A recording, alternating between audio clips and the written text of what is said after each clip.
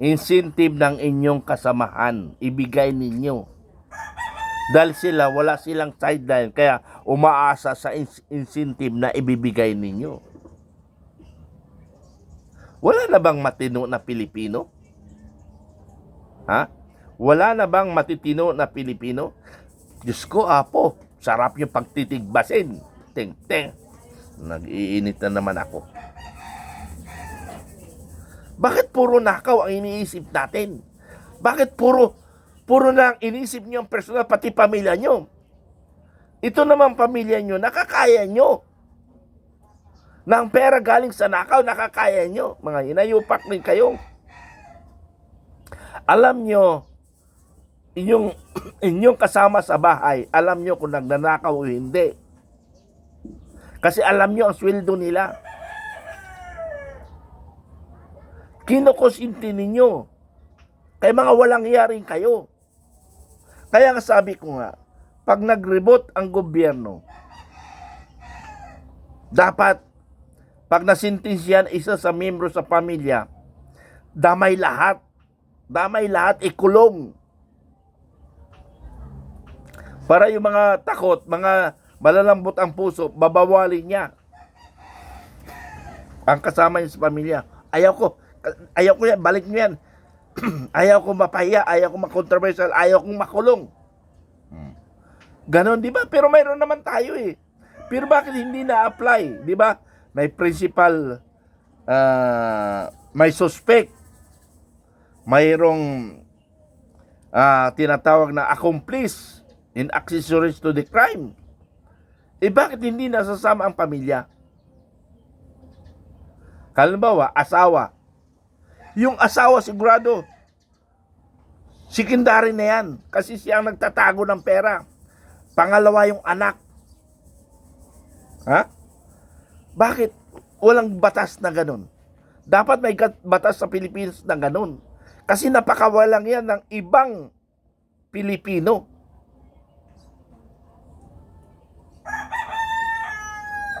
Ang daming mga issue, mga kaibigan. Ang daming issue. Ang daming issue. Ang daming issue na problema. Gumagawa sila ng issue para mapagtakpan ang problema na nagaganap sa Pilipinas. Kaya naawa ako sa bansa natin eh. Naawa ako sa bansa natin. Sana mga kababayan ko, tulungan nyo kami. Tulungan nyo kami maribot ang sistema ng gobyerno. Hindi namin kakayanin. Kaya magtulungan tayo. May mga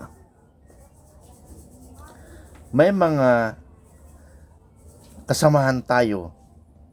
Nakapokus lang naman sila sa social media. Ang tatapang sa social media. Ang tatapang sa social media. Pero wala naman nagagawa sa ground kasi ang kailangan natin yung leader na matapang at may tao. Mahirap naman leader matapang ka, wala ka rin tao. Hindi rin tayo magtatagumpay, di ba? Hindi tayo magtatagumpay. Matapang ka, wala ka naman tao. Sino isasangga mo? Sarili mo. Ay talagang kulungan ang diretso mo. Pero kung may dala ka na 100,000, ay sigurado ako na maaaring magtagumpay tayo. Halimbawa, ilan yung mga leader sa atin dito? Ilan leader sa atin dito? Bawat leader, kahit magdala lang ng mga 10,000. Kung 10 yun, di 100,000. Kung mayroong 100 leader, di may 1 million tayo. So yun yung objective natin. Magkaroon tayo ng kanya-kanyang tao. Hindi na lang tayo puro dada social media. Okay lang kung you are a purely vlogger. Okay lang yan kung your objective is to vlog only. Hindi ko kayo dinidiscourage. Pero pag-igihan lang natin how to convince the Filipino sa mga vloggers na pro-Filipino in anti-corruption. Yun ang kailangan natin. Pag-igihin nyo. Pero yung nagbablogger na isa naman siyang leader na kuno, ay dapat ipakita mo na may tao ka. Ha? Dapat may tao ka. Tawag kita. Ha? Dapat may tao kayo. Ha? Para manalo tayo. Puro namang okay lang kung ka, sabi ko nga, kung vlogger ka, no question tayo dyan. Kasi vlogger ka, yun ang objective mo. Pero ikaw yung nagsasabing mga leader ka, maraming tao, tapos wala ka rin madala. Ay, sabihin mo na vlogger na lang ako or supporter na lang ako Hindi mag-assume ka na leader lang. Kasi umaasa kami na leader ka. So ibig sabihin, pag sinabing leader ka, may dala kang tao. Now, yung mga planner, yung mga talagang nagpaplano lang, hindi natin ni-require doon yung sinasabi ko na grupo na leader. Ano mga kaibigan? Leader. So, ganun ang gagawin natin mga kababayan. I need effective leader. We need effective leader. Anyway, kasi tinitingnan ko lahat ng organisasyon. Sa ngayon wala ako nakikita na tunay na leader. Sa ngayon wala ako nakita na tunay na leader. Kasama na rin ako doon. Kasi pumalpak na rin ako. Na ako pang sinisisi ngayon. Hindi pa ako naging leader na yung leader na nag-organize na nagpasimuno. Lagi ako nasa subordinate. Hindi ko pa nasubukan na ako lahat ang responsible. Kaya dapat sa akin nakaatang yun. Pero hindi pa hindi pa ako naging leader. Nung nagsimula kami ni Captain Dado sa Filipino Guerrilla Forces, deputy lang ako. So hindi ako naging leader. Hindi ako nagpaplano. Nag-reinforce lang ako at to implement what is the plan. Ano? Kaya dito sa Armed Forces, alam mo, chief of staff ka. Pag chief of staff ka, ikaw yung matapang, ikaw yung bastonero.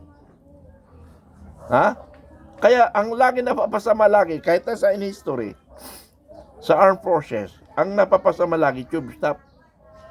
Bibigyan ko na history. Sorry for the, Sorry sir, sa mga sir ko Sa 2ID, Yung chief of staff, mabait. Mr. ni Captain Dado ito, yung number 1 nila sa army, si Colonel Gadot, hindi nag-colonel yun kasi mabait nga. Hinarang siya ni ang naging boss niya si General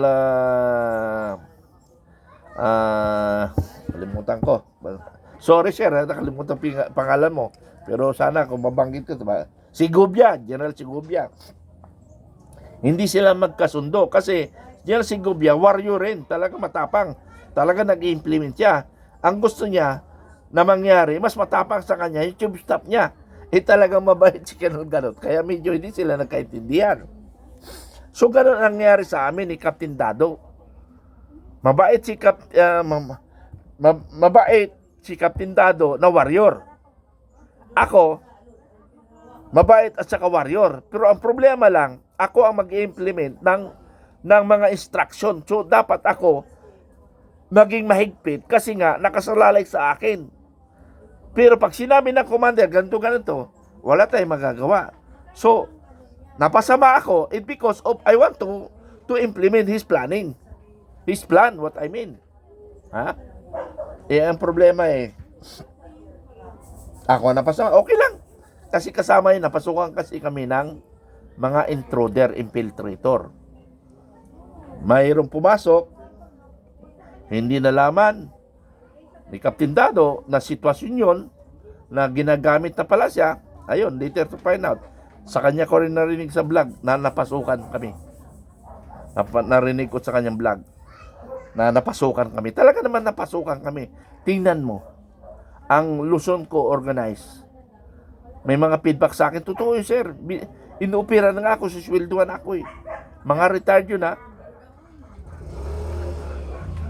So, Hanggang Mindanao yun. Kinounter yun. Dahil alam nila na I am very effective on organizing dahil alam rin ni advisor ni Bongbong Marcos na magkasama kami dati.